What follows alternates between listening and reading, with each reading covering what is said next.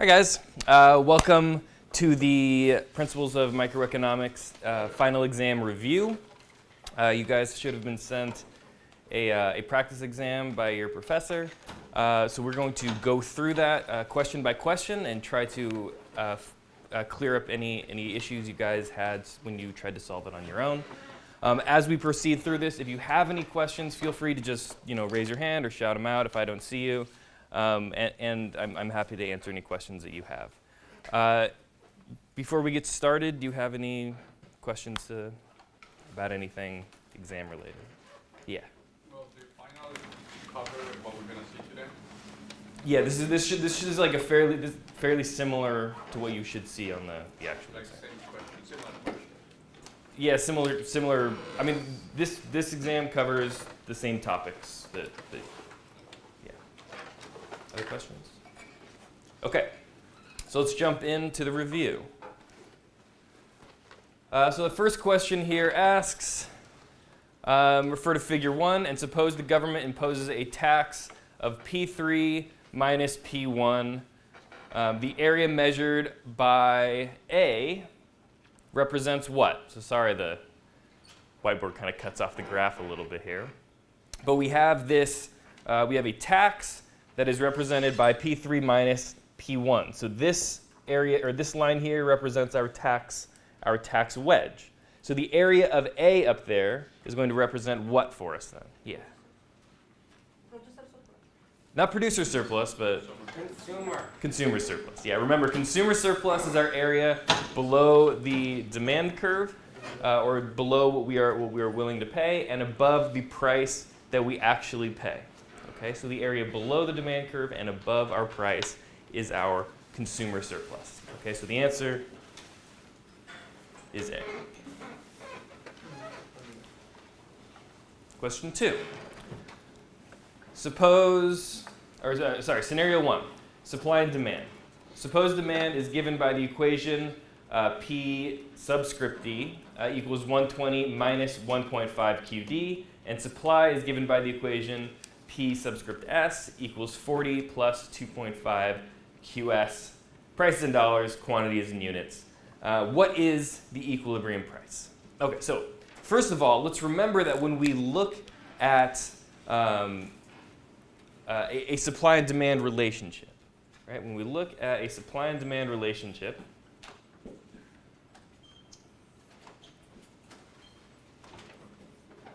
with our upward sloping supply and our downward sloping demand, we are going to operate at what point on this graph? Point of intersection. Yeah, the equilibrium here, this intersection point where supply and demand equal.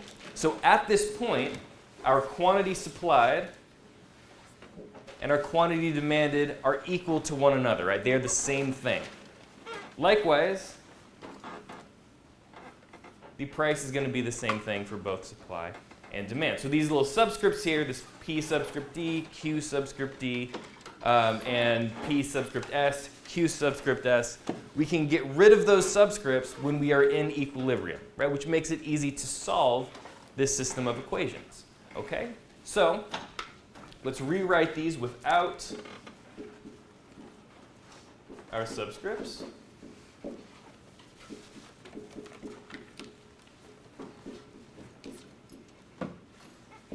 Okay, so the same thing as above, just written without the subscripts. Now we can solve the system of equations just by subtracting one of the equations from the other. Okay, so this minus this, P minus P, gives us 0. 120 minus 40 gives us 80. Negative 1.5Q minus a 2.5Q. Minus 4. Negative 4Q. Negative 4Q. Very good.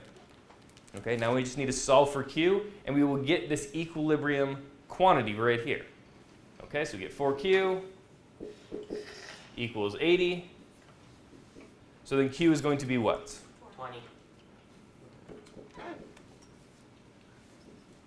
Okay, so we know our equilibrium quantity, but of course the question is asking for equilibrium price. But it's fairly straightforward where we go from here. We just take this equilibrium quantity and then we plug it in to either equation. Right? It doesn't matter which one, they will both give us the same answer. So we take this 20 and just for example, put it in this first equation here. We will get 120 minus 1.5 times 20, which equals 90. Okay, and we can do the same thing here. 40 plus 2.5 times 20 also is going to equal 90. So the answer is C. And again, if anything isn't clear, if I go too fast in any of these questions, let me know. I just want to make sure that we get through all the questions.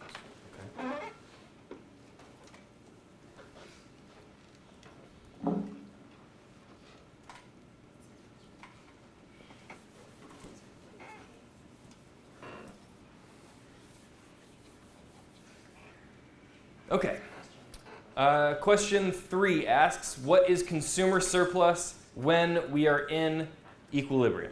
Okay, so this is a question that we can answer pretty quickly given the work that we've already done. Right? We had this upward sloping supply and demand. Sorry, upward sloping supply, downward sloping demand.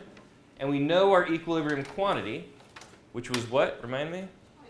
20. And our equilibrium price? 90. Okay. Now, where do we find consumer surplus on this graph? Yeah, very good. This upper triangle here, right? The area below the demand curve and above the price. So this is our consumer surplus. So what are we missing to be able to solve that question? Yeah, just the intercept here. Yeah, the intercept with the demand curve. Very good. So how do we get the intercept with the demand curve? Plug 0 in for Q. Yeah, so the intercept is just the value of the demand curve when our quantity is all the way to 0. So if we go up to our demand curve, we make quantity 0. What is the demand curve equal? 120. 120. Okay. So now you guys tell me, what is the area of that triangle then? Or how do we solve it? 1 over 2 times 30 times 20. Very good. 1 over 2 times 30, right? The height of this triangle from 120 to 90 is 30. And then the base from here to here is 20. Okay, so our consumer surplus then is 300.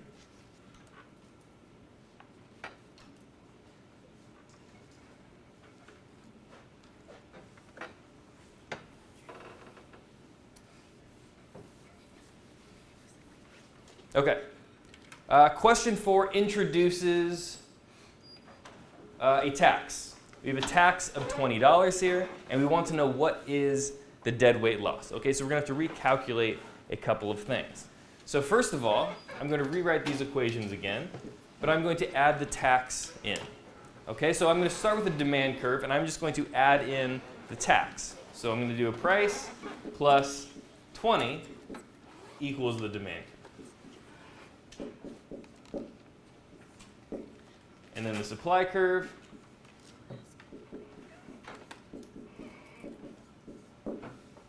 Okay, so it looks very similar. We just added in our tax. Okay, so I did P plus 20. I could have just as easily done down here P minus 20. Right? So whichever the way you want to conceptualize it is the same. Just remember that it doesn't matter whether you're taxing suppliers or consumers. Yes. So for supply, you would always subtract the demand. If you were saying specifically you're going to put the tax on suppliers, yeah, then it would just be minus 20. Yeah. But it'll give you the same answer. Yeah. So whichever way makes more sense to you. Okay. So from here we're just going to follow the same steps that we did last time. We're going to subtract one from the other. So P plus 20 minus P is going to give us 20. 120 minus 40 gives us 80. And negative 1.5 minus a 2.5 gives us minus 2.5 Q. Don't you mean Oh, sorry, 4. Gotta keep you guys on your toes. 4Q, thank you. Okay, so then we get 60 equals 4Q. All right, we just subtracted 80 onto this, 20 onto this side, and negative 4Q put on the other side. And we get our new equilibrium quantity equal to 15.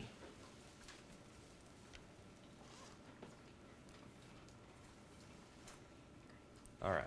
Now it always helps with these, you'll notice as I've done these questions, I've always drawn out the supply and demand curve. That's going to be really helpful. It's kind of hard to conceptualize this stuff when you don't have kind of the graphical representation supplementing it.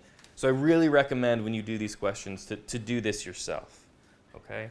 So let's do that again. Okay. So we know that without the tax, our equilibrium quantity is here at 20. Right? We got that from the previous questions. Now with our tax, our new quantity is here at 15. And we know the size of this tax wedge here is going to be how big? 20. Yeah, that's the size of the tax. Where is it? Size of the tax is 20. Okay, so to get then the price that sellers receive and the price, well, I guess actually we don't really need that for this question, do we? We just want to know the deadweight loss, right? So if we just want to know the deadweight loss, that is the area here, right? The loss in surplus from, we previously had 20 units of output that were bought and sold in this market. Now there's only 15, so we lost the surplus we gained from those last 5 units of output. Okay, so this area here is going to be our deadweight loss. So 1/2 times what? Yeah. Very good. 5 times 20, right? 5 times 20 gives us 50. Make sense?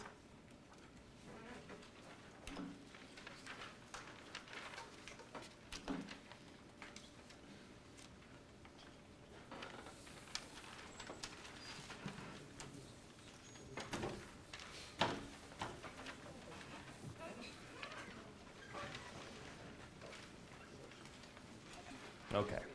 Question 5. Refer to figure 2, this one above, which we call avocados. With free trade, and we can't see it here, but the world price, it's cut off. It says above, the world price here is $8. So I'm just going to put this in here. PW equals 8, right there. Okay. So with free trade, which of these things is going to be true right here? Okay, so let's start with the size of our imports. Okay, so if we know that at $8, that is going to be below our equilibrium, our domestic equilibrium price. So if the world price is below the domestic price, then you are going to import products, right? And you've all witnessed that or experienced that in your day-to-day lives, right? If you go and you buy American-made stuff, it can be more expensive than stuff that's manufactured abroad oftentimes. And that's again the case in this example. Okay, so this $8, we are going to be importers. And if we draw a little line across from there, we can see that it hits the supply curve right here at 8. Okay, now that 8, can anyone tell me what that 8 represents there? Yeah, it's the quantity supply, but by who specifically? Yeah. Yeah, by domestic producers, right? That is the amount at this world price of $8. That is the amount the domestic producers are willing to sell. Okay? So this number over here, where 8 hits demand at 40, what does that represent? Yeah. Yeah, how much people domestically are willing to purchase. Okay, so the difference between those things, if firms are willing to sell 8 things domestically, but people want to buy 40 of them, then the difference between those two, which is 32, is going to be what?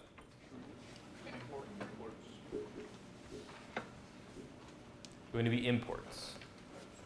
Okay, so right off the bat, we can eliminate A and B, right? Because it says imports are 16.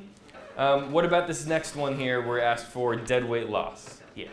There's free trade, so there's no deadweight loss. Yeah, exactly right. Right. Deadweight loss arises from some sort of market failure. There's no market failure here. This is a free market with no sort of externalities or taxes or anything like that.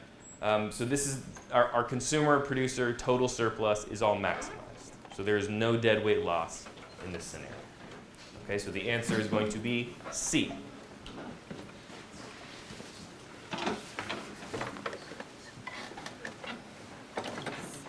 Okay. You guys all come together? Oh, there it is. All right, well, welcome. We didn't get too far yet. All right, so question 6. We're doing the same figure. Consider the government decides to impose a tariff of $4 on avocados. As a result, compared to the market outcome when there is free trade, which of the following is going to be true? So we're not asked to actually calculate differences in surplus, but the idea here, right, is that if there is a world price that is below our domestic price, and there is a large amount of imports, and it maybe hurts domestic industry, maybe sometimes they will put tariffs or taxes on those on that product so they can help domestic producers. Okay, so which one of these things is going to be true here?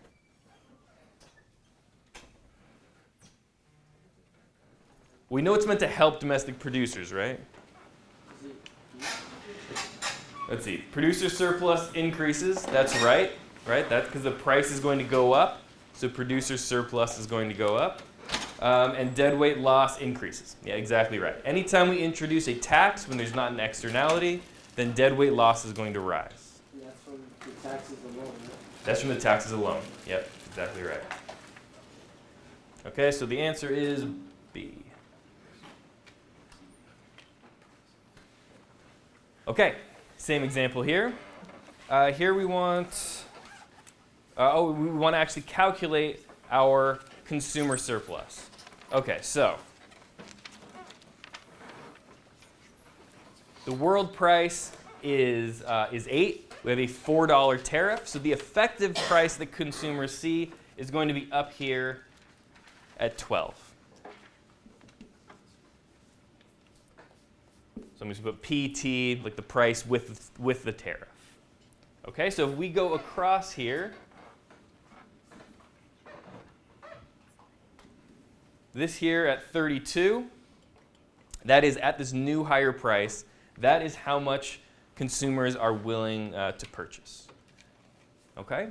Now, the idea with all of these consumer surplus questions, remember, no matter how complicated, how many things we add in there, whether there's tariffs or international trade, it's always the same idea, right? It's the area underneath the demand curve and above your price up until when you stop consuming, right? So it's this area here. That whole area there is going to be our consumer surplus. Okay, so who can tell me what that is or how to calculate it? Consumer surplus is, yeah. It's going to be half, and then the height is 16, and the base is 32. Yeah, very good. So it says that the height is 16, so that's from 12 to 28. Right? The difference there is going to be 16. And then the base of this triangle from 0 out to 32. Yeah, 256. So 7 is B.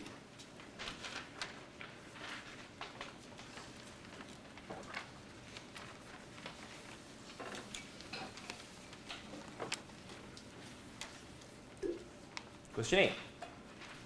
Suppose the cross-price elasticity of demand between pencils and paper is negative 1.5.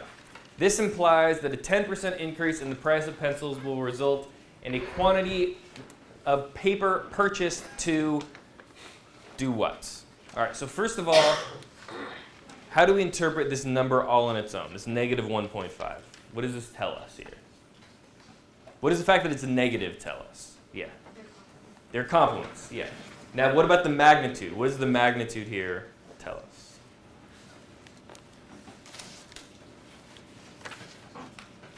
So elasticities are always going to be interpreted in terms of percent changes in something.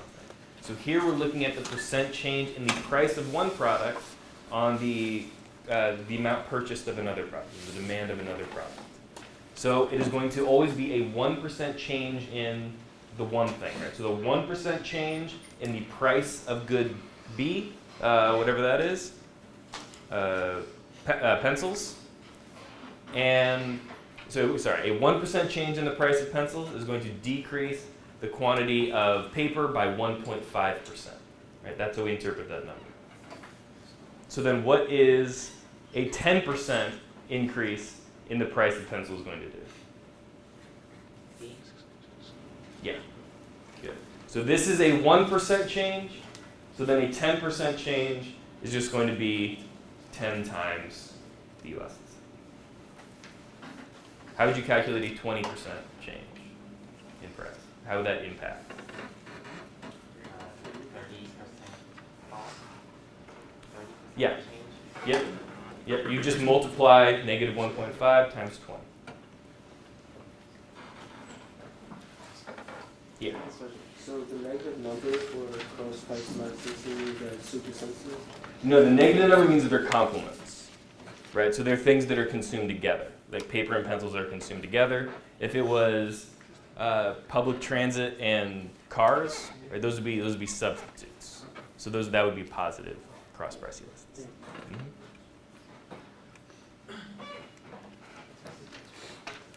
Okay, question 9.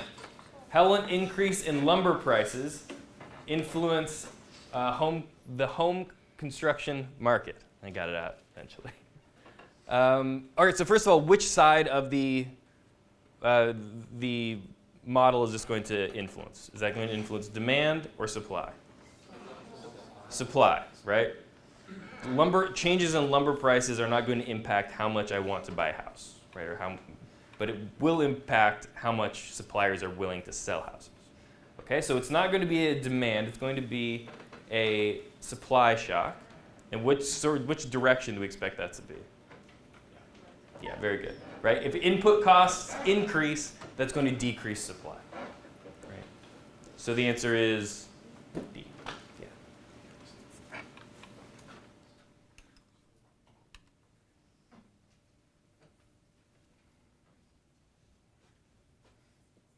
Question 10.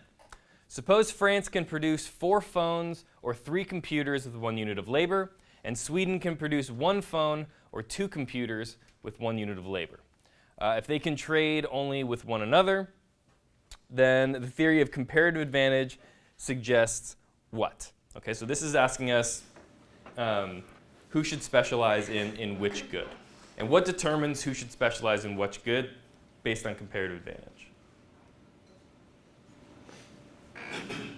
Yeah. Are we asking for the answer? Well, sure, if you A?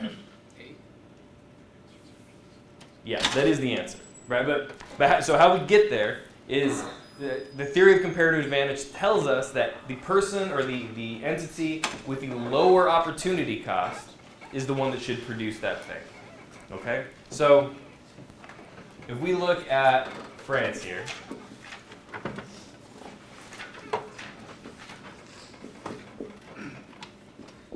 and we ask, like, what is the opportunity cost of producing phones for France? Well, we look here and we say, to produce 4 phones, they would need to give up 3 computers, right? Because with 1 unit of labor, they could either produce 4 phones or 3 computers.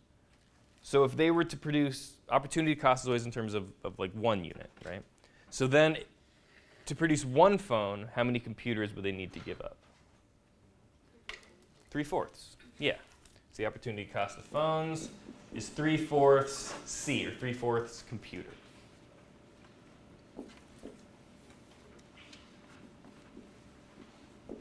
Okay, for France, what is their opportunity cost of computers then?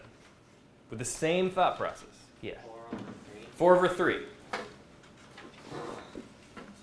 4/3. 4/3 phones. Okay, because they could produce 3 computers with 1 unit of labor, but if that unit of labor is being used on computers, then they're not going to be able to produce those 4 phones. An important thing to remember when you're calculating these things is they will always be the reciprocal of one another. Okay, so if this is 3/4, this one has to be 4/3.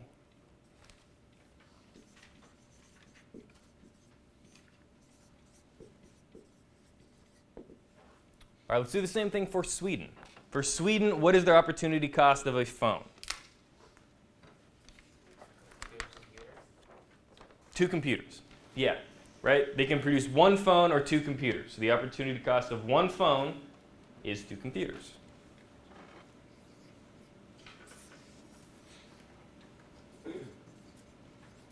Okay, then their opportunity cost of computers then is going to be what? Half a phone. Half a phone, right? The reciprocal of 2/1, 1/2.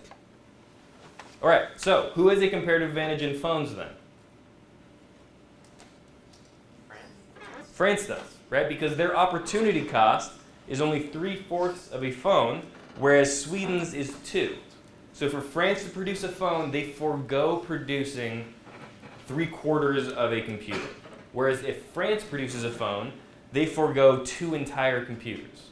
So if these two are going to specialize in something, then France is going to specialize in phones, and Sweden is going to specialize in producing computers.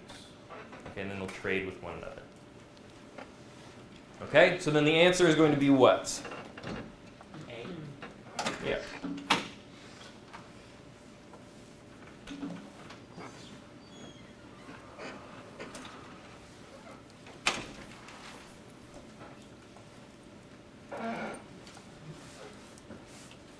Okay. Demand for currently illegal recreational drugs is highly inelastic, and these drugs become legal. Prices will fall. An economist would expect which of the following things to happen in response to a lower price. Okay, so the important thing to remember here is they're saying if this were to happen with a highly inelastic demand curve. Okay, so we're seeing a change in the supply curve given a very inelastic demand curve. So first of all, let's just go through these and see which ones make sense. Would total spending increase? No, right? Price is going to go down, right? Price falls, and the increase in demand is not going to be very large to offset that lower price, right? Because demand is inelastic. It doesn't respond very much to changes in price, right? So the total spending is not going to increase, right? Because demand is inelastic. B is obviously wrong, right? C, many more people would become drug users. Is that true? Or what did I point out? What is the important thing here? It's inelastic. So what does that mean? It's not sensitive to price changes. So are a whole bunch of people going to start using drugs? No, right? The opposite's going to happen, right? Not many people are going to be new drug users, right? Because we are not sensitive to changes in price. So the answer is D. Okay, question 12. Which of the following is true about the free rider problem?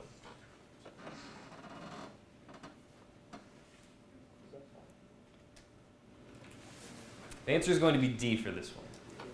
Right? The idea here is that with the free rider problem is that everyone who uses a product is not necessarily the ones who are paying for the product. Right? So if the people who are paying for it are not receiving most of the benefit of that good, they're not likely to pay as much as they otherwise would. Right? If the benefit is being shared by everyone, you're not going to pay as much for it. right? If you were going to buy a car that everyone in this room could share, and it wasn't just for you, you're not going to be willing to pay as much for it, right? So that's why the private market is going to underproduce when you have a free rider problem. Okay, any questions?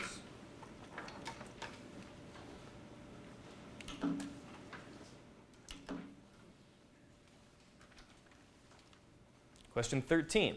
Which of the following describes the tragedy of the commons? What do you guys think?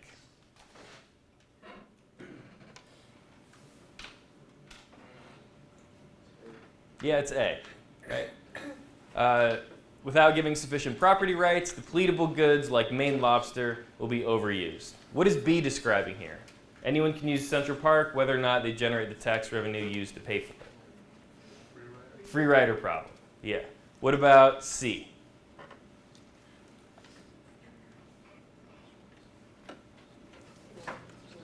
Yeah, externality. Externality.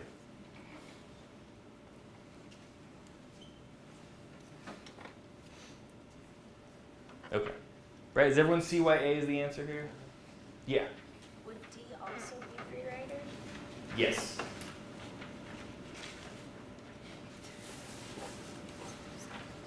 Okay. On the test, there could be questions with two answers, right? No. You will never have more than one answer in the multiple choice. Oh, it's It is, yeah. Okay. Joe's Bikes is a major manufacturer of bicycles. Currently, the company produces bikes using only one factory. However, it is considering expanding production to 2 or even 3 factories. The following table shows the company's short-run average total cost each month for various levels of production it uses, if it uses 1, 2, or 3 factories. Note Q equals the total quantity of bikes produced by all factories. Okay. So remember here that in economics, short run and long run aren't really periods of time so much as they are periods under which your fixed costs are fixed. Okay, so if you think you have a factory and you pay rent on your factory every month, that is a fixed cost. But the moment that you can change what your fixed costs are, whether that be going from 3 factories to 2, or 2 to 1, or 1 to 3, that is what we think of as a long-term change. Okay? So the question here asks us, if we are expecting to produce 400 bikes per month for several years, then in the long run, the average total cost of producing a bike will be what? Now remember, in the long run, we can change, what determines the long run is changing our fixed costs. So we can change the number of factories that we have in the long run. And if we know we are producing 400 bikes, then what are we going to choose to produce? Or how many factories are we going to choose to have? Well, either 2 or 3, right? Because we want to minimize our average total cost. If we only have 1 factory, our average total cost is going to be 240. If we expand to 2 or 3 factories, then our average total cost is only going to be 160. Okay? So it's A. Yeah. Yeah, the answer is A here.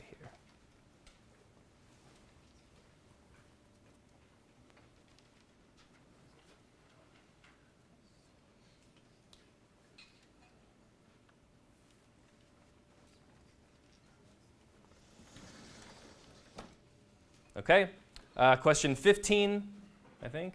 Which of the following is not true about the long-run average cost curve of Joe's Bikes? Okay, so the first one says that Joe's Bikes experiences diseconomies of scale as it produces over 400 bikes. Is that going to be true?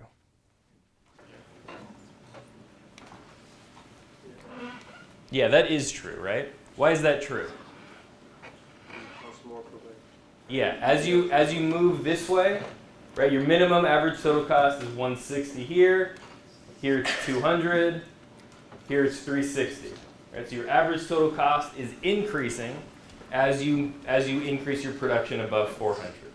Okay, so it is true that you experience diseconomies of scale as you increase over 400. Okay, what about B? Joe's bikes experiences constant returns to scale at any quantity less than 400 bikes. Is that true? No. No, why is that not true? What is your average total cost at 100? What is your long run average total cost? 360, right? If this is your quantity. In the long run, you're going to have one factory, and your average total cost will be 360, right? Because in the long run, you can change how many factories you have. So you're going to change so that you have the lowest average total cost. What is your average total cost here at 200 in the long run?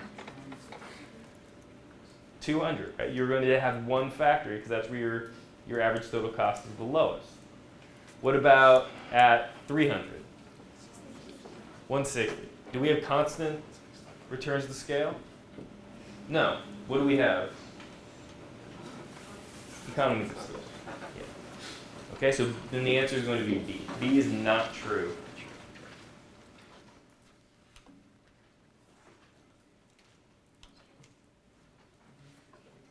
Okay, question 16. Mad Dog Vodka exists in a market with these characteristics. The product vodka is essentially pure ethanol. There are no detectable differences between products from different companies. When homebrewing became legal in 1979, there was a flurry of interest in small-scale alcohol production. As such, there are now a huge number of sellers and buyers. Also, there are no barriers to exit, and so long as companies comply with federal regulations, there are no barriers to entry. Mad Dog Vodka exists in what kind of market? Yeah, that's a perfectly competitive market, right? That's pretty much a definition of what a perfectly competitive market is.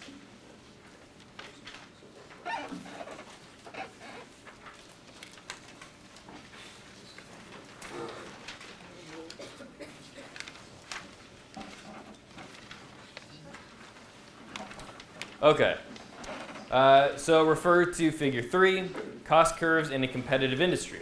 If the price is $4 in the short run and not expected to rise, what is going to happen in the long run? Okay, so currently we are right here. Price equals 4.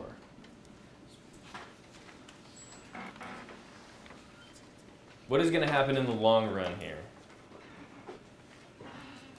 Well, let's ask it this way. Do we have a profit or a loss if the price is $4? A loss, yeah. So remember, if we are a profit maximizing firm, we are going to choose, and this is true regardless of our type of market, or whether we're monopoly, competitive industry. We're going to choose the point where marginal revenue equals marginal cost. So in a competitive market, price is the same thing as marginal revenue. Right? So price, we're going to maximize our profit where this price equals our marginal cost, which you can't see up there, but this is the marginal cost curve right here. Okay, so this is the quantity you are going to choose right here. Okay, you go down to the quantity, which I believe is 2, and then how do you determine what your average total cost is at this level of output? You just follow this line up to your average total cost curve. So you go up here, and that tells you your average total cost.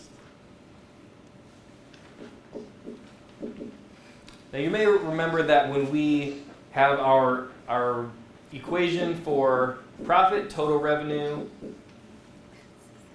minus total cost, if we reformulate that, if we rearrange that, then we get, bless you,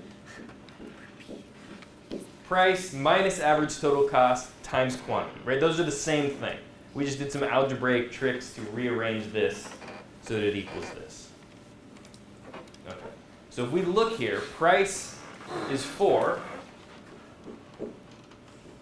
quantity is 2, roughly, and what is average total cost?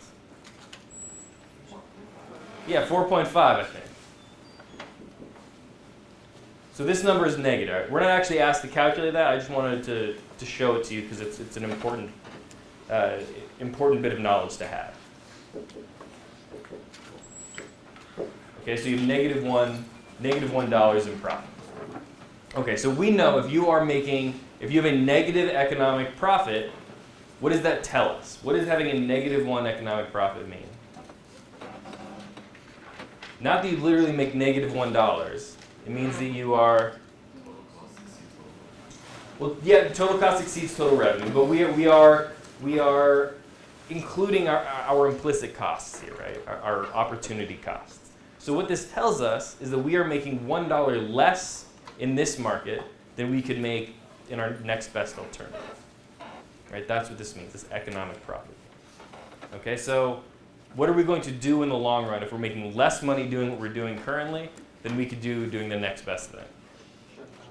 Yeah, we're going to shut down in the long run. What about in the short run? We're going to keep operating in the short run. And we're going to keep operating in the short run because we are above average variable costs. So by staying in the market in the short run, we are minimizing our losses. But ultimately, when we can renegotiate our fixed costs, right, when our lease is up on our building, then we are going to shut down. Okay, but until then, we are going to stay open. Yeah. I thought at that point you would shut down, but like stay in the market.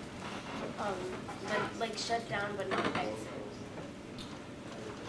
So you're going to exit in the long run, and you don't shut down. Exit and shut down are kind of similar. Shut down in the short run. No, you stay in the short run. You operate in the short run. If your price is above average variable cost, then you stay in the short run. If the price is below average variable cost, then you shut down immediately. So what's the difference between shut down and exit in the short run? So those the same thing. Shut down and exit are the same. What's that? You can, but you won't. You would exit if the price was down here at 2, then you would leave immediately because you're below your average. Your price is below average variable cost. Okay, if your price is below average variable cost, then every item you sell, you're making your losses larger and larger. Right? So in that situation, you leave immediately. But if the price is between here, between your average variable cost and your average total cost, then you stay in the short run so you can minimize your losses. But then when your lease is up, then you're going to exit the market. Okay? So between, stay short, leave long. Below, leave immediately. Below AVC, leave immediately. Okay, so your answer then is B.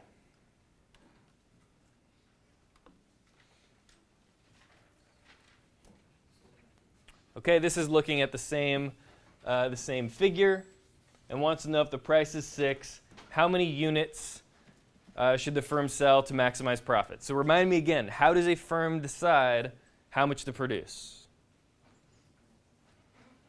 This should be like burned into your brain, this one. Yeah. What price? With the price. Well, pricing and marginal revenue are equal, right? They're the same thing for a competitive industry. But we're marginal revenue equals marginal cost. Very important that we remember this, okay? We always choose, to maximize profits, we always choose where marginal revenue equals marginal cost. And again, for a competitive market, price and marginal revenue are synonymous, right? If I have a slice of pizza and the price is $2, then my marginal revenue of selling a slice is $2. That's the change in my revenue every time I sell a piece of pizza. Okay? So, price is $6. That's kind of hard to see here. Price is $6. How do I see profit maximizing quantity? We go to the point that equals marginal cost, and then we go down. So it'll be 3.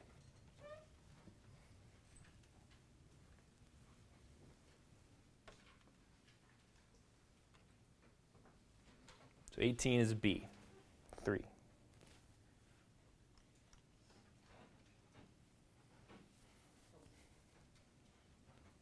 Okay, question 19. Again, we're figure 3. If the price is $6, how much of a profit or loss does the firm incur? Okay, so looking at this, we don't actually need to calculate anything. If we look up here at this graph, we can see that this price, is it greater than or less, or how does it relate to average total cost? It's greater than. So if our price is greater than I erased it, we know profit is price minus ATC times quantity. So if price is bigger than ATC, what are we going to have? We're going to have a positive profit.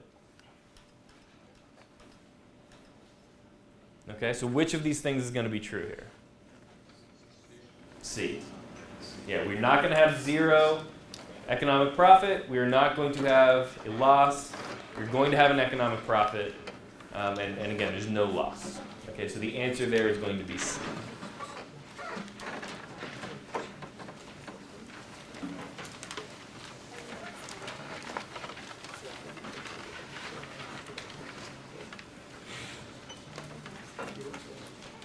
Question 20. The graph represents a market with blank externality. So if we look up here, we see we have a standard supply curve, we have a market demand curve, and then we have a social value curve. So what kind of externality is represented here? Yeah, positive externality. We have how much the market demands at every given price, and then we have the additional benefit that is not internalized by the market, right? We should be consuming more of this product than we choose to purchase on our own, okay? So good, positive externality. The market equilibrium is blank. Yeah, 6, right? Where the demand curve and the supply curve interact. If we don't intervene in this market, that is what the market will produce. That is the amount of this good the market will produce. Okay, so that is 6. The social optimal quantity is what? 10. Yeah, so that's the amount we should produce, right? This is the demand curve that society sees. The market doesn't operate under, but society sees. And so we ideally would be producing at the intersection of the social value curve and our supply curve, right? So that's 10. And the corrective measure the government could take to reach this ends is, yeah, a subsidy, right? So what's going to be our answer then? D.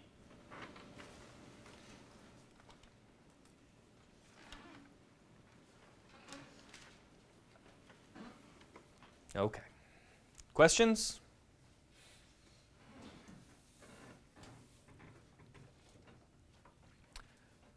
Question 21. What is the total output when you hire 5 workers? All right, so this question is testing our ability to differentiate between what marginal is and what total is. So what does this mean here, the marginal product is 100? Yeah. When you add one worker, this is 100.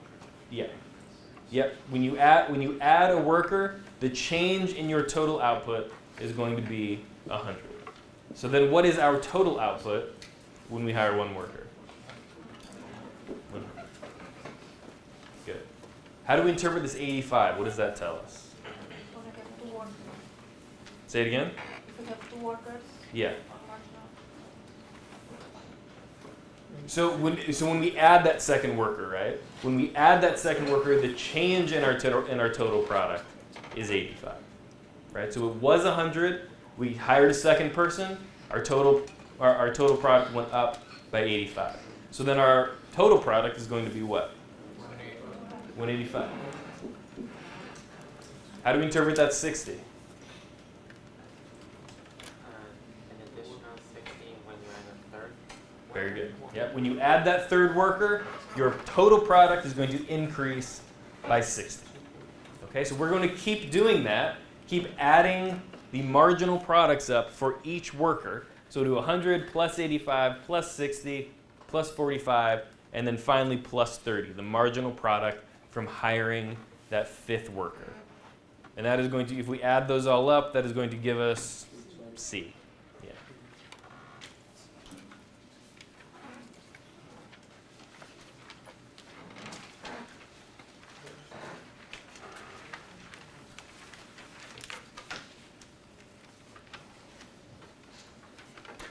Question 22. Which of the following describe... Oh, we already did this question. Sorry, it's there twice. Oh, no, this was free rider. When did he This one has two answers. Yeah.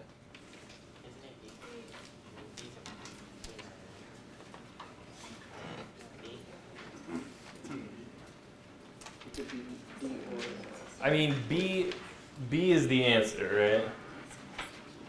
But D is a little confusing. D might kind of works as well. so you could have two answers. No, you'd only have one. B is the better answer. Let me come up with a better explanation of why D doesn't work. Yeah. Is it because the samples are priced, so they're free? So that's why technically would it be a free rider because nobody's paying for them? I'm sure there's a good. Well, someone pays for them, right? Someone pays The for them. Yeah. yeah. I think it's more like an advertisement than it is like a good, though, right? Yeah.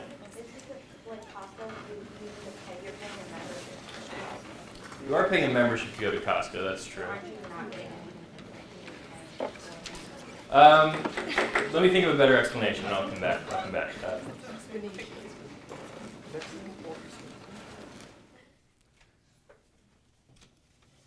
Table 3.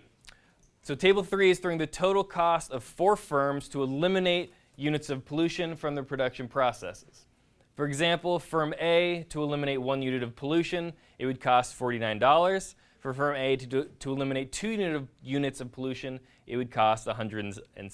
Right? So 49 for 1, the total amount for 2 would be 107. All right, so the question asks us, how are we going to eliminate 10 units of pollution? Right? What fee would we have to put on these firms in order to eliminate 10 units of pollution? All right. So the way we're going to answer this question is by looking at what the marginal changes are in our the cost of eliminating pollution. Right. So this first one here, if the fee for using that 1 unit of pollution is, say, $70, and the alternative is, so you can either pay $70 or you can eliminate it by paying $49 to get rid of it. Which are you more likely to do? Pay the fee or eliminate the pollution for $49? Yeah, you're not going to pay the fee, right? You're going to eliminate the pollution. Because to eliminate the pollution only costs $49. The fee is, just as an example, would be $70. Okay? What about this second unit here? What is the additional change in your costs to eliminate that second unit of pollution? Yeah, good. So the difference between those two is 58. So to eliminate the second unit of pollution, it's going to cost you $58. All right, what about this third one? 75? Yeah. All right, so the change there is going to be 75. And the fourth? 98. 98. Very good. Okay, so those are the costs of eliminating, the marginal cost of eliminating each unit of pollution. So let's look at our options down here for potential fees. If the fee is $58 per unit of pollution, how many units of pollution is firm A, going to eliminate?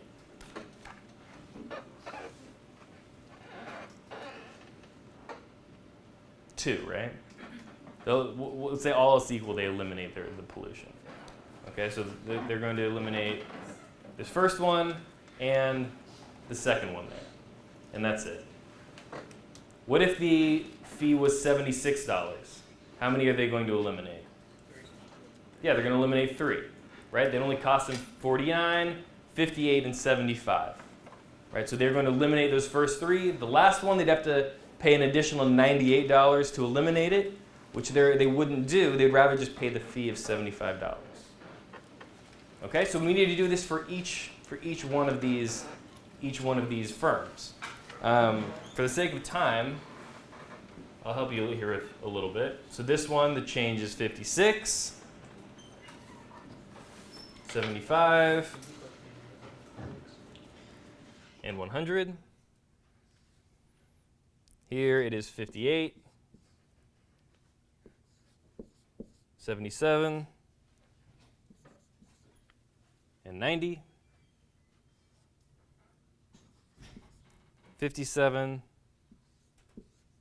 77, and 97. All right. So our goal is to eliminate 10 units of pollution. So if we wanted to eliminate 10 units of pollution, which of these is going to be our answer? So it's 58. Let's see, it's 2 here, right? 1, 2, 3, 4, 5, 6, 7, 8. Yeah. B. Yeah, it's going to be B. Yeah. If it's 76, 1, 2, 3, 4, 5, 6, 7, 8, 9. No, 7, 8, 9, 10. Right? Does everyone see that? So remember, these are the individual, the marginal costs in eliminating a unit of pollution. Right? So for this one, the marginal cost is 49. Going to the second one, your marginal cost is 58.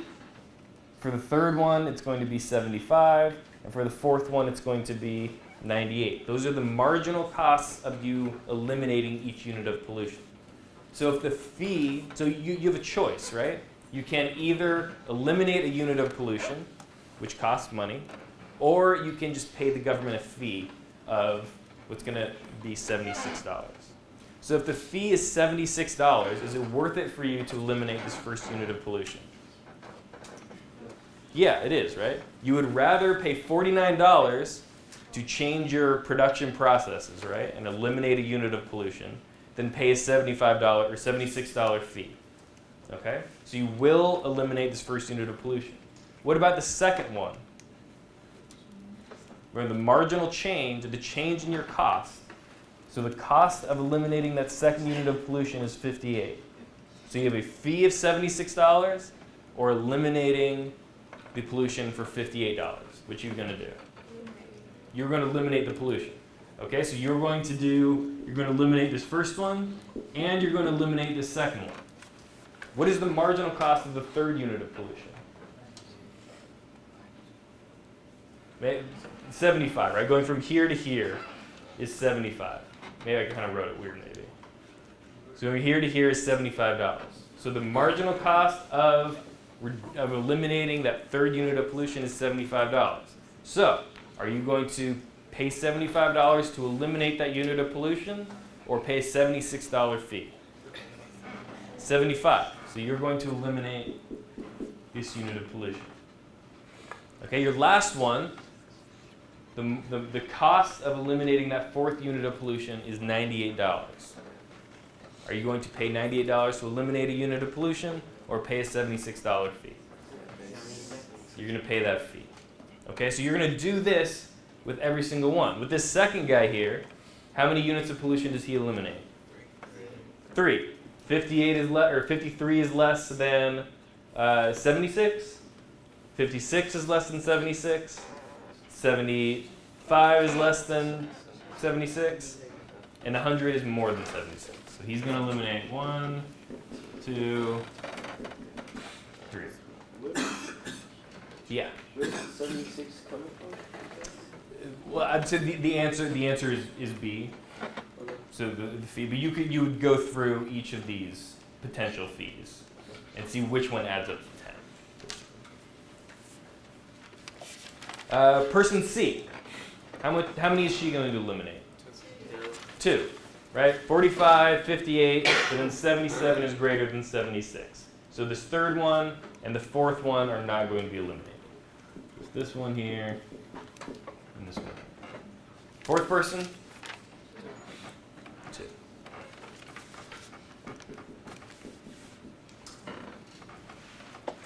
Okay, so 1, 2, 3, 4, 5, 6, 7, 8, 9, 10.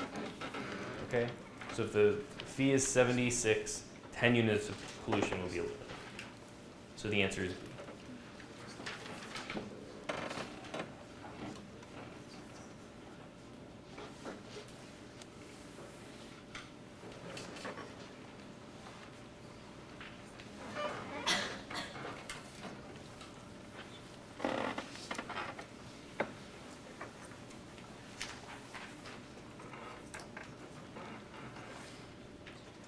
Question 24. In the short run supply, the short run supply curve for a firm in a perfectly competitive market is what? Okay, so remember, if your price is less than your average variable cost, what do you do if you're in a competitive market? You shut down immediately, right? So your marginal cost curve is almost analogous to your supply curve. The only difference is that when you get below the average variable cost, you are going to stop producing immediately, right? So your marginal cost above your average variable cost is going to be the same as your supply curve. Okay? So the portion of its marginal cost curve that lies above the average variable cost is going to be the short run supply curve. So the answer is C.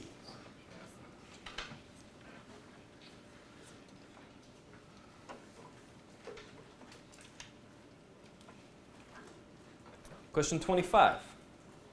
Airlines that charge higher prices for customers who purchase their tickets at the last minute are doing what?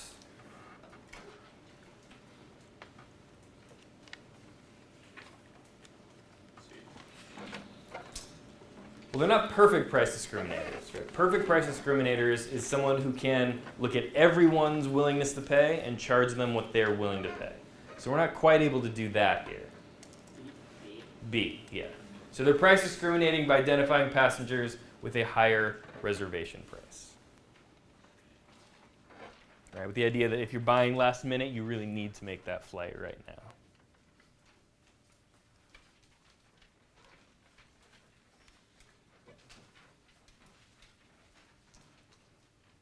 Question 26.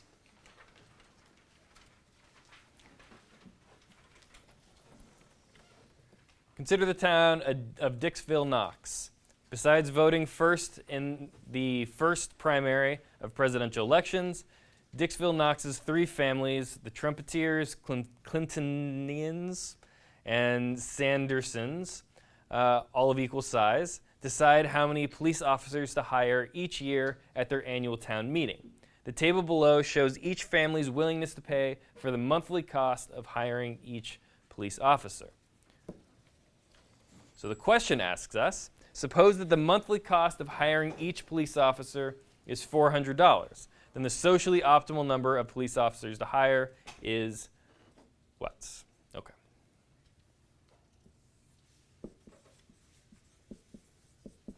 So the important thing to remember about individual demand curves and market demand curves is that it's going to be the horizontal sum of each individual. So here, one police officer, if we go over here, we're just going to add up each of these three things to give the total willingness to pay for that one police officer. Okay, so 300 plus 250 plus 200 is going to give us 750. What is the total willingness to pay for 2? 600. 250 plus 200 plus 150. What about 3? 450. 4? 300. Okay. So if the cost of each police officer is $400, 3, right? That is the point where your willingness to pay is greater than or equal to, as close to equal, your cost as possible. If we go below that, what's going to happen? It costs more than it's valued by the market. Okay, so they're going to stop at 3. So the answer then is C.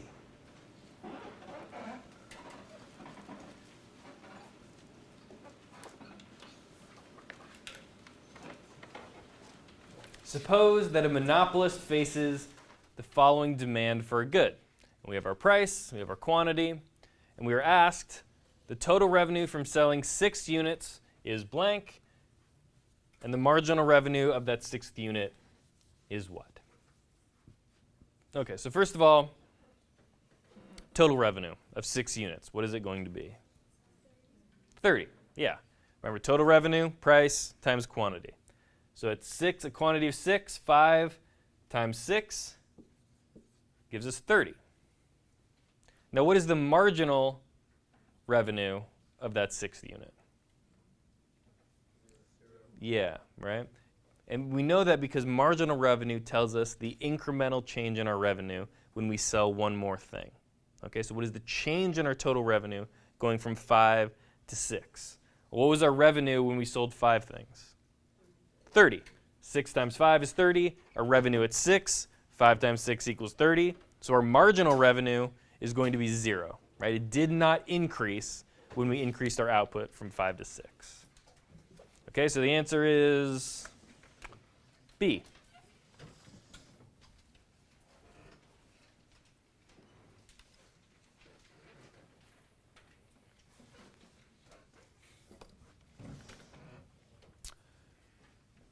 Figure 5 shows the demand, marginal revenue, and marginal cost curves for a monopolist. Question asks us, if they're maximizing profit, they're going to produce how many textbooks? So let's start there. Now remind me again, a profit-maximizing firm is going to choose what level of output? Say it again. MR equals MC, where marginal revenue equals marginal cost. Okay, we're in a different setting now. We were not in a competitive market, we were in a monopoly, but the same is true. Okay, so we are going to look where our marginal revenue curve equals our marginal cost curve. That's right there, and that will tell us how many textbooks we're going to buy. Okay, so we are going to produce 100 textbooks, and what price are we going to charge? 80. Yeah. Remember, we charge what people are willing to pay for that quantity. Okay? So we're going to charge 80. So the answer is going to be C. Yeah. So for this type of Yes. monopolies, Yes. you always find the price for the bid. Yep. Okay. Yep, you got it. Yep, so you always choose, remember, regardless of the market, you always choose based on where marginal cost equals marginal revenue. But unlike a competitive market, marginal revenue and price are not the same thing. In a monopoly, you go up to the demand curve, and that tells you what your price is.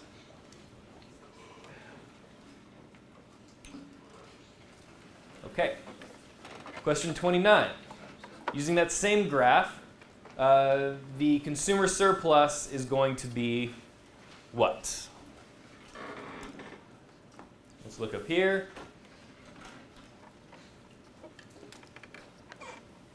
Well, we know our profit maximizing quantity is 100. We know that our price is 80. So how are we going to calculate our consumer surplus here? Yeah. We're going to do 1/2 40 times 100. 1/2 times 40, right? That's the height from here to here. Yeah. Times 100, the width from here to here. 1/2 40 times 100 equals 2,000. Does everyone see that? Right? Remember, consumer surplus is the area below the demand curve and above your price. So it is the area right there. That's our consumer surplus. So 29 is D, 2,000.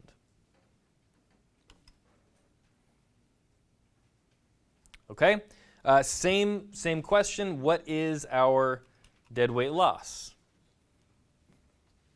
Okay, now remember, our deadweight loss is going to be the loss in this setting, is the loss in surplus because monopolists are choosing their profit maximizing quantity rather than the market quantity. So what would be the market quantity in this setting? The market quantity. Not 200.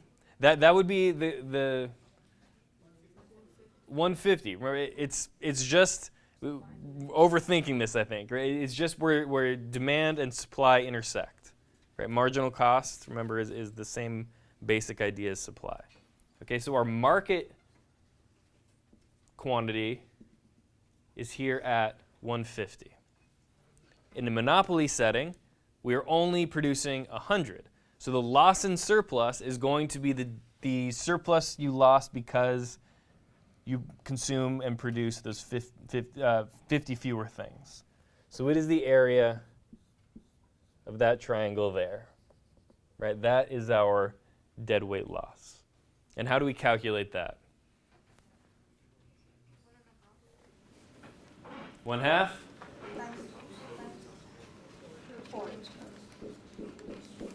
Very good. From here to here is 40. From here to here is 50.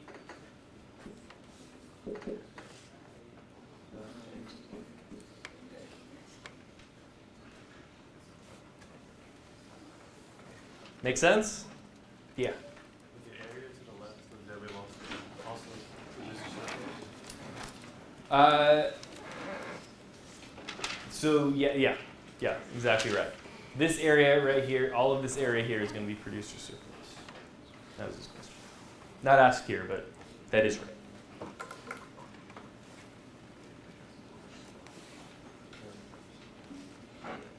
Okay, so 30, the answer is A.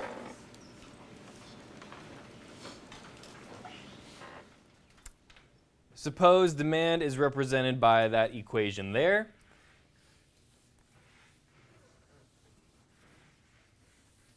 And there's only one company in this industry, and it has a total cost curve that is represented by that equation there, with a marginal cost curve equal to this.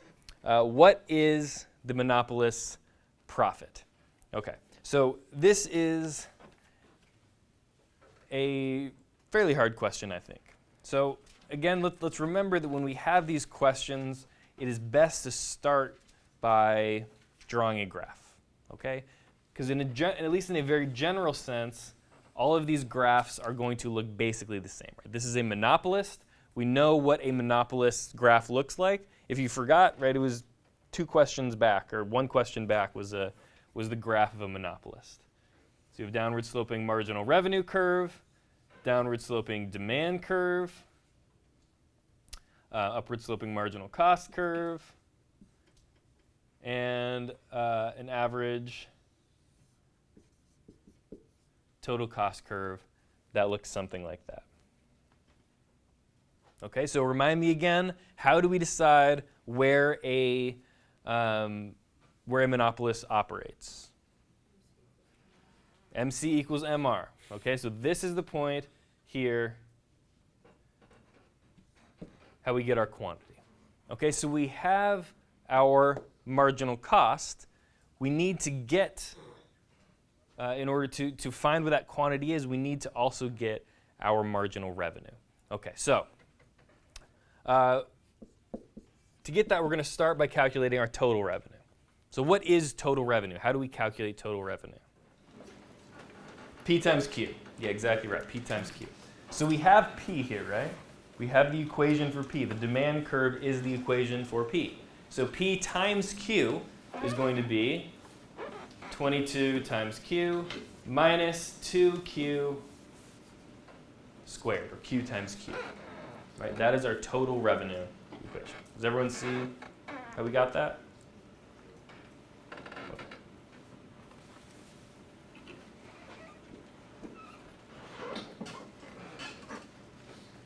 Okay, so to get our marginal from that, we're going to do the same thing that they did here in the question.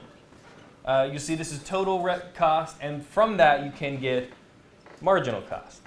Now this is very basic calculus. I don't want that to scare anyone, but we're just going to tell you a kind of formula of how to do this. If there's no Q, when you're at the total, if there's no Q, then it just goes away. If there's a Q, then the Q goes away, and you're just left with the 2. And then if it's squared, you multiply it by 2, and you leave the Q. What's that? It's like we derivate. Yeah, exactly right.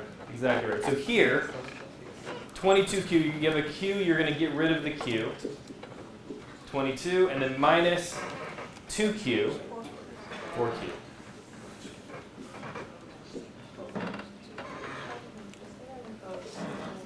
Where it's like, we're getting a demand curve, we could find the marginal revenue with the same y-intercept,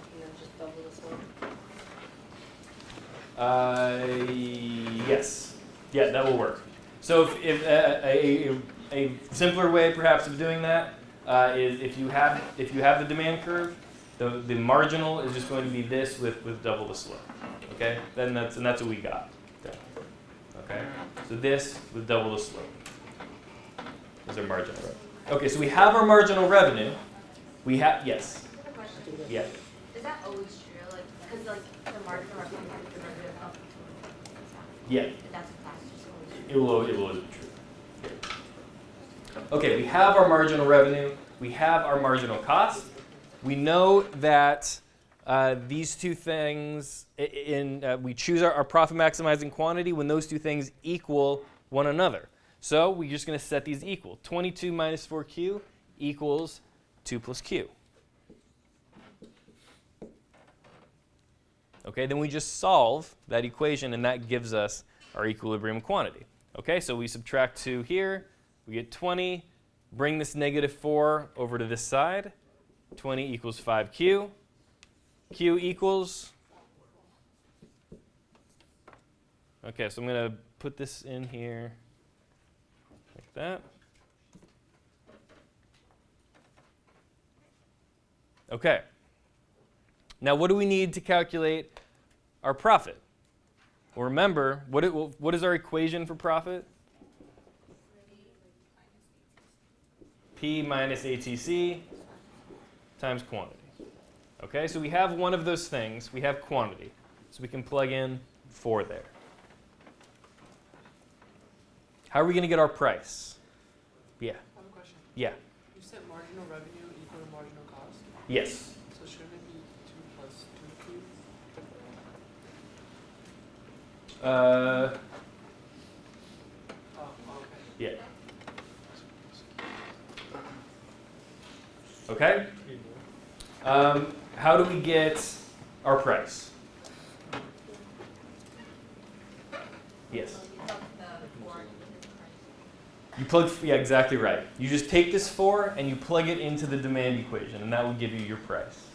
Okay, so 22 minus 2 times 4 gives us what?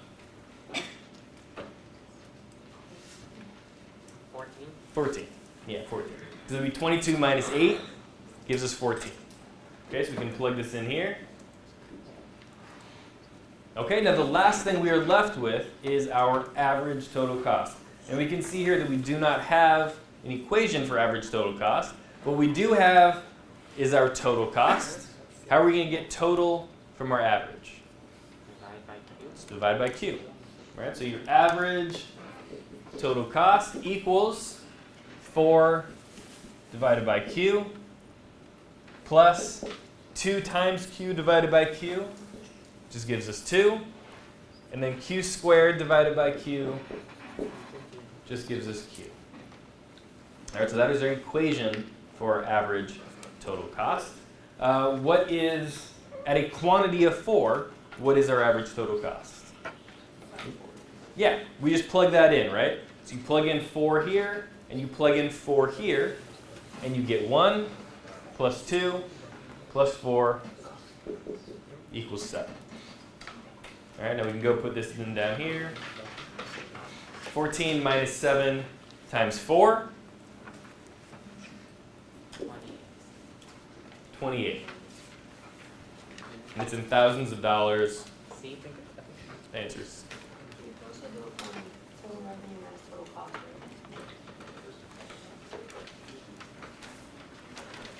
Yeah. Yeah. Yeah, you get the same thing.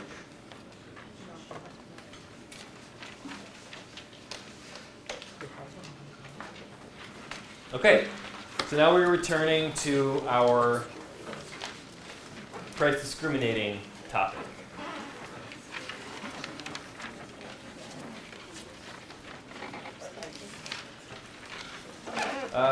All right, we can't see it here, but what the description above says that there is no marginal cost. Marginal cost equals 0. But to offer, I think it's a movie. To offer this movie, you need to pay $3,000. So a $3,000 fixed fee, but no marginal cost. This is what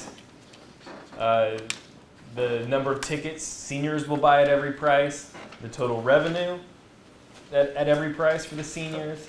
This is the ticket prices, or the number of tickets for non-seniors, and then the total revenue for non-seniors.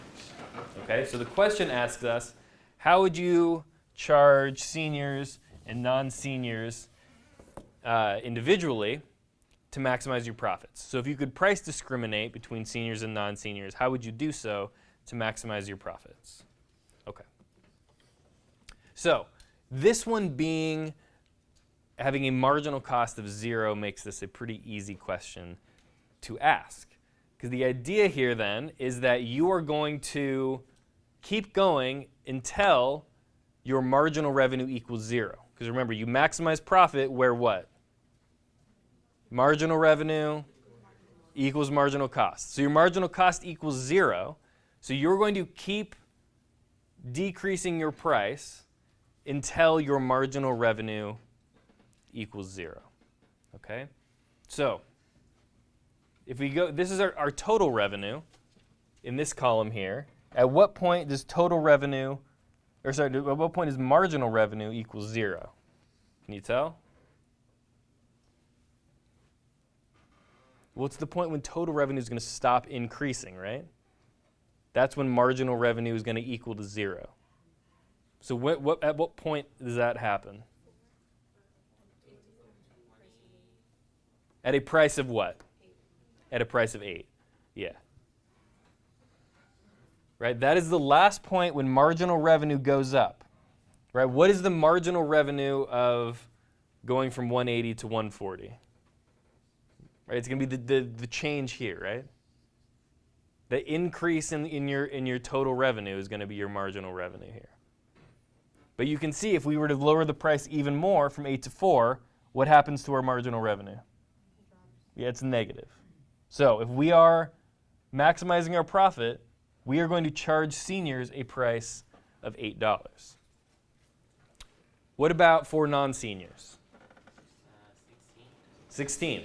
Yep, total revenue keeps increasing until 16, and then it starts going down. So we know that our marginal revenue turns negative after a price of 16. Okay? So then our answer is seniors $8, non-seniors $16. Can you explain that again? Sorry, I'm really lost. Yeah, no, that's okay. So remember that we maximize profit where marginal revenue equals marginal cost. Marginal revenue is the change in our revenue, right? So if you go from here to here, from 20 to 40 tickets, your marginal revenue is going to be the change in this divided by the change in this, right? And that's going to be positive here, right? So marginal revenue, we know that marginal cost equals 0. So if marginal revenue is still positive, then marginal revenue doesn't equal 0 yet. So you're going to keep going until marginal revenue does equal 0. And so if you go along here, it's still positive, still positive, still positive. This is the last point where it's positive. If we move beyond here, what's happening to your marginal? It goes down. So it becomes negative. So this is that turning point where it goes from positive to negative. Yeah, exactly. Okay? So if we can price discriminate, we'll do a price of 8 for seniors and a price of 16 for non-seniors. Okay.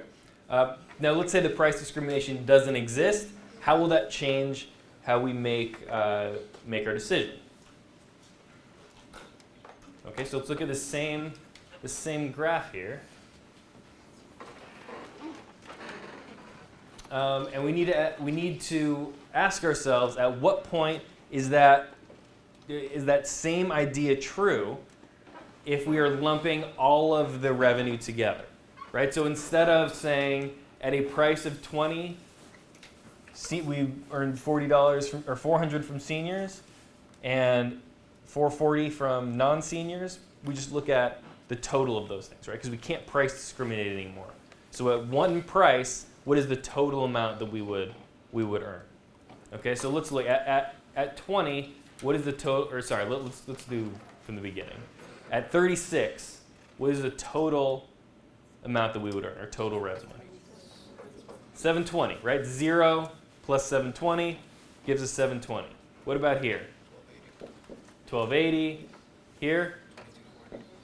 2240. 2880. And at 20? 4800. 5440. Good. 4800 plus 600. Here? 4560. Or 50, yeah, 4560. Here? 3520. 1920. And then finally, 0, right? Okay, so what do you guys think? Yeah. At 16. At a price of 16, yeah, very good. That's the point where our total revenue stops going up and starts going down. So that is the point where we switch from having a positive marginal revenue to a negative marginal revenue. Okay? So again, that is the point where marginal revenue equals our marginal cost. Okay, so the question then asks us what the price is and what our profit is. So what is our profit?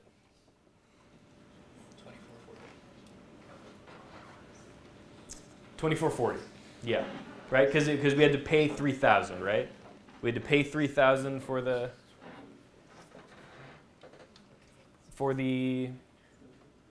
pay 3,000, and then we earned 5440, and no marginal costs. Right? Does that make sense? It cut it off, but to get the movie, we had to pay $3,000. And then we couldn't price discriminate, so we had to charge 16. Our total revenue was 5,400. Our total cost was 3,000. So our profit is 2,440.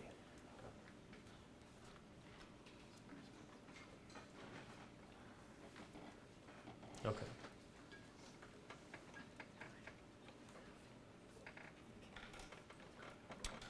Okay.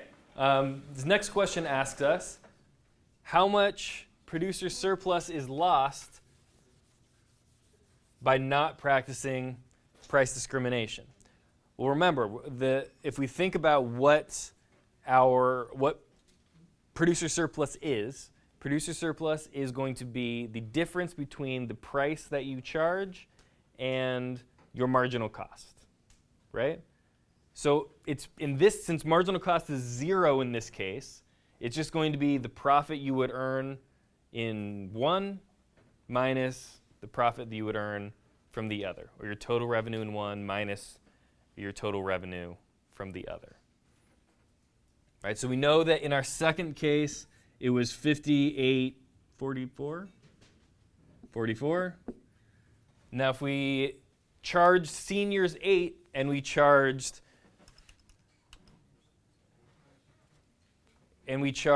non-seniors 16, what would our total revenue be? 5440.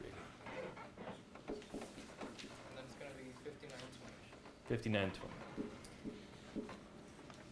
Okay, so we just find the difference of those two things, and that will be our loss in surplus. Okay? So the answer will be...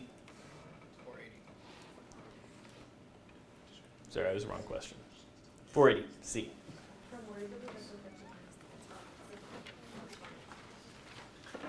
5920 was when we charged seniors 8,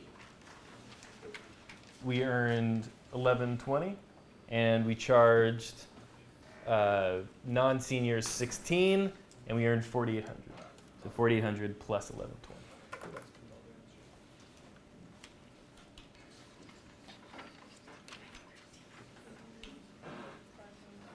Okay. Question 35. This is a duopoly. and we are given the demand curve along with total revenue. The question asks us to assume that they agree to act like a monopoly. These two firms agree to act like monopolists. So they agree to collude with one another and act like a monopolist. And then they're just going to split the sales and profit equally. Okay? Hey guys, if you need a check, you take it outside. Thank you. All right, so they are going to act like a monopoly, which means, let's see, the part that's cut off, let me read the top here. The marginal costs are 0. Okay, so marginal cost equals 0. If the marginal cost equals 0, how are they going to decide where to produce if they're acting like a monopolist? Right before the marginal revenue negative. Yeah, very good. Right, so again, remember I said it's very important. Marginal revenue equals marginal cost is where they're going to choose to maximize their profits. So if we look here, where is that going to be? Yeah, and how do we know it's 6? At a price of 6.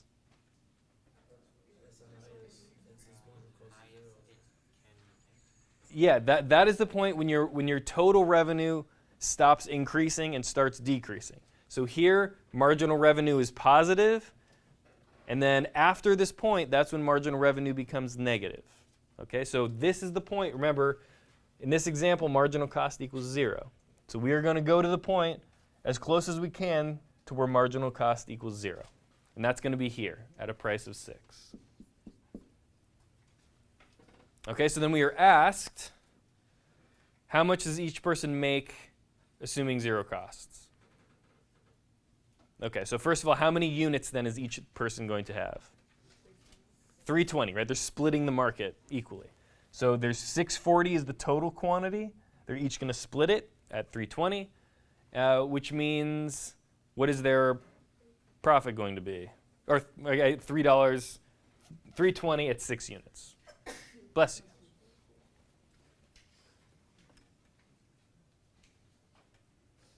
C. Make sense? Because it says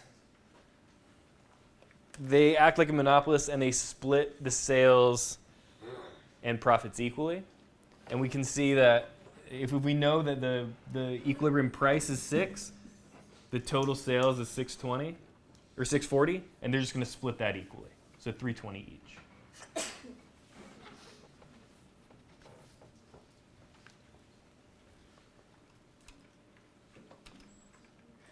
Okay. Same example, but we talked about game theory. Because with these duopolies, there's oftentimes an incentive for one party to deviate from the plan that they'd had. Okay, so that's what we're going to say happened here. They agreed to be monopolists, but then one of them, Adam, decides he's going to sell 90 gallons more than what they agreed to sell individually.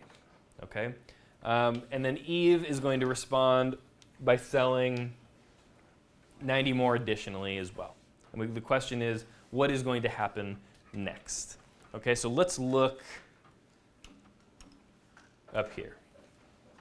Okay, so they were selling 640, and then they each, bless you, they each sell 90 more. So if they each produce 90 more, then they are going to have produced 820. So then the market clearing price here is going to be $4. Right? So the price is going to have dropped to $4 if they each decide they're going to produce 90 more. Okay? All right, so then the total profit they make, again, because there's no costs here, the total profit they make is going to be $32.80. What is the individual profit that they make?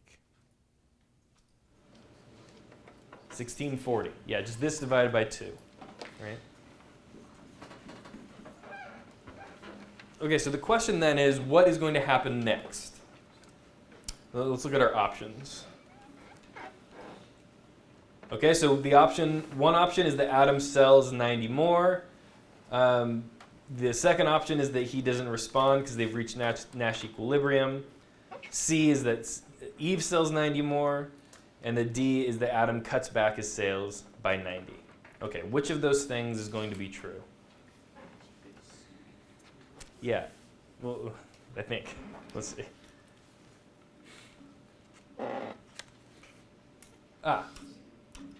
So C was that Eve is going to sell 90 more. Well, let's see what happens if Eve sells 90 more. Well, now we have 910, right? We have 910, and we are going to be at a price of $3. So how many has Eve produced at a price of 3? She's produced 410, 500, right?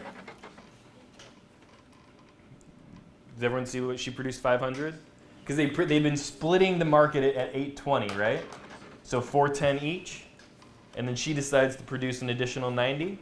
So she's produced 500. The price is now 300. How much does she make?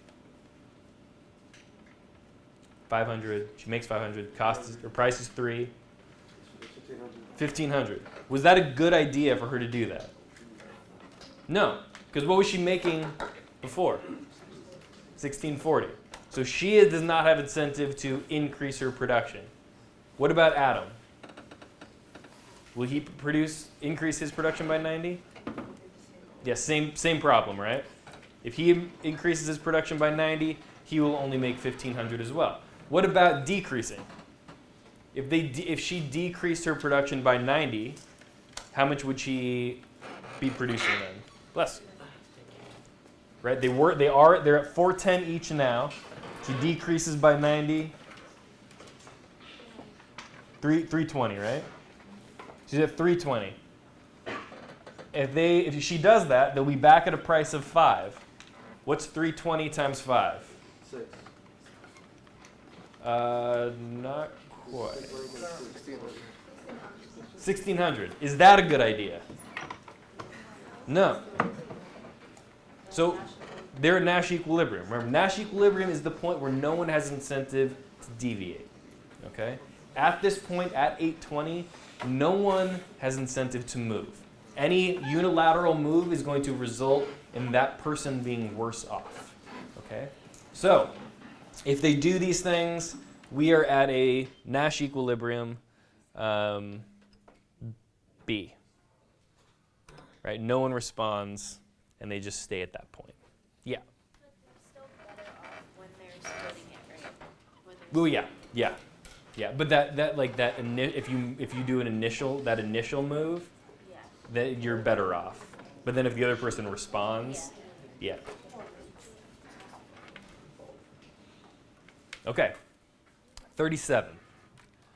Suppose your friend owns a coffee shop and tells you that she's charging marginal cost for a cappuccino, and that the cappuccino segment of her business is profitable. Okay, so she's charging marginal cost and she's making a profit. If the cappuccino market is believed to be characterized by monopolistic competition, which of the following is true? Okay, so let's go through these. A, her cappuccino business is operating in long-run equilibrium. Is that true? No. Remember, in a monopolistic competitive market, in the short run, you can have monopoly profits. In the long run, people are going to enter the market, demand is going to shift back, and you will ultimately have zero economic profit. So in monopolistic competitive, long run, no economic profits. So it goes back to a perfect profit competitive market? Well, it goes back to zero profits. It goes back. It's not perfectly competitive, but it does go back to zero profits. Just like a perfect. Just like in perfect competition. Yeah, exactly right. Okay, so we know then it is not either of these, right? Because it is not in long-run equilibrium. Okay, let's look at C. Her cappuccino business is not in long-run equilibrium, but she is maximizing profit. Is she maximizing profit? No. Why is she not maximizing profit? Yeah, she's charging marginal cost. That's not what we do in a monopoly, right? Or monopolistic competition. What do you charge? you go up to the demand curve, right?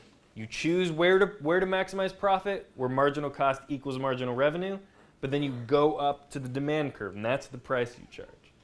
Okay, so she is not maximizing her profit. All right, so the answer then is C. Oh. Yeah, D. Not maximizing her profit. Yeah. Say it again. Why isn't it operating? Why is it not maximizing her profit? No, why isn't it? Oh, because in the long run, you cannot have a profit in a monopolistic competitive market. It goes to zero. It goes to zero. And remember, it's economic profit we're talking about, not accounting. Not monopoly, but a monopolistic competition. Yeah. Every monopolistic competition in the long run goes to zero economic profit. So they can never operate?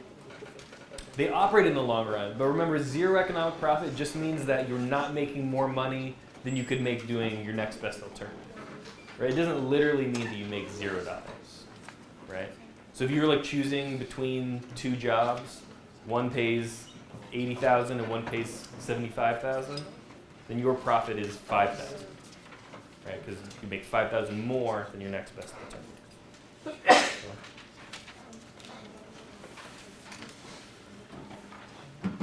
All right. Question 38. Nadia and Maddie are two college roommates who both prefer clean common spaces in their dorm room, but both hate to clean. The roommates must decide whether to clean or not to clean the common space. The payoff matrix for this situation is provided below. Okay, so remember, this person over here is always going to be player 1. This person here is going to be player 2. So in a payoff matrix, this is the benefit to player 1, this is the benefit to player 2, benefit to player 1, benefit to player 2, 1, 2, 1, 2. Okay? So in this first quadrant here, this is saying this is their payoff if both Maddie decides to clean and Nadia decides to clean. All right? So what we want to know in this question is there a dominant strategy? Okay, so remember, dominant strategy means, is there a move that either player does that they will always make regardless of what the other person does? Okay, so to see that, let's say that Nadia decides she is not going to clean. Okay, so we are in the lower half of this payoff matrix. She is not going to clean.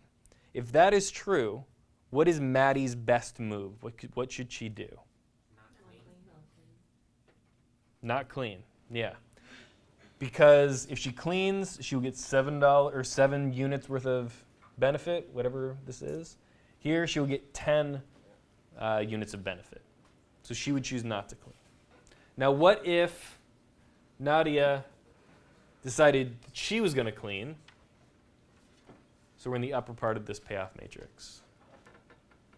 Well, what's in Maddie's best interest? Not to clean. So what might we say about Maddie's dominant strategy? Choose not to clean. Yeah. Okay, now let's do the same thing for Nadia. If Maddie decides she is not going to clean, is going to clean, what is in Nadia's best interest? Not to clean, right? 50 is greater than 30. What about if Maddie decides not to clean? Not to clean. So what is her dominant strategy? Not to clean. Okay. Nadia should always choose don't clean. That is her dominant strategy. Anyone who has roommates knows that that's true. Okay. 39. Little Hop is a small brewery that is considering entering a market dominated by Alamo beer.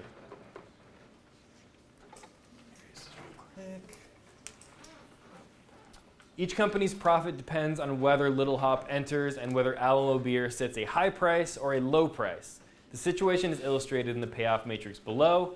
Each cell in Little Hop's payout is the first and Alamo's is the second. Okay, so this is, again, player 1, and this is player 2. All right, so which of the following is true? Again, it is asking about the dominant strategy for these two players. So for Alamo Beer, if Little Hop chooses to enter, what is their best strategy? High price. High price, right? 7 is greater than 3. For if they don't enter, what is Alamo's best strategy? High price. High price. 12 greater than 5. So what can we say? Alamo has a high price of a dominant strategy. Alamo has a high price of a dominant strategy. Okay, so let's say that Alamo has a high price. What should Little Hop do? Enter. They should enter. Yeah, 4 is greater than 0. What if Alamo has a low price? Don't enter. So what can we say about Little Hop? No dominant strategy. They have no dominant strategy. What they end up doing depends on what Alamo Beer is going to do. Okay, so they do not have a consistent response.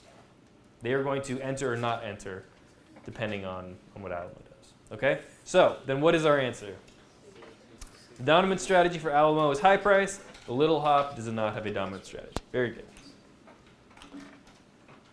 Okay, what is the Nash equilibrium?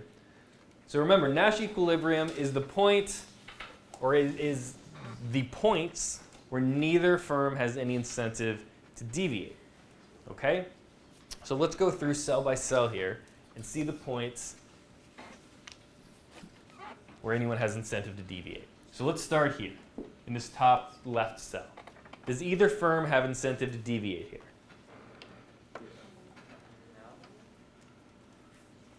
No. Right? If they're here, what happens to Little Hop's payoff if they choose not to enter? Yeah, their payoff goes down. It was 4 million, it becomes 0 if they deviate here, right? What about Alamo Beer? If they go from a high price to a low price, what happens to their payoff? What's that? Yeah, it goes from 7 to 3. Okay, so this is a Nash equilibrium. It is a point where no one has any incentive to deviate from that point. Okay? What if we are here? What if this is our starting point? We're at this lower left quadrant. Does anyone have incentive to deviate? Little Hop does, right? If they go from don't enter to enter, their payoff goes up to 4. What about Alamo? Do they have incentive to deviate? Do they? No. If they deviate, they would go from 12 to 5 million. But it doesn't matter, right? One of them has incentive to deviate, so it is not a Nash equilibrium. What about this over here?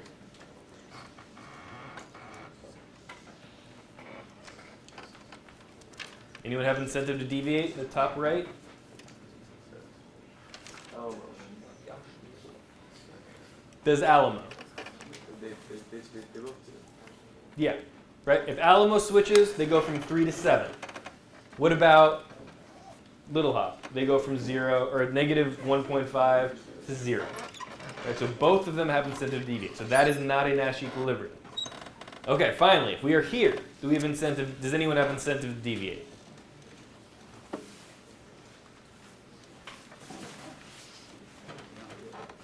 Yeah, who? Alamo, right? If they change, they can go from 5 to 12 million. So we only have one Nash equilibrium. Quick reminder though, while you can only have one dominant strategy, you can have multiple Nash equilibria. Or you can have no Nash equilibria, okay? It just so happens that in this case, we have the 1. So the answer is A. Yeah.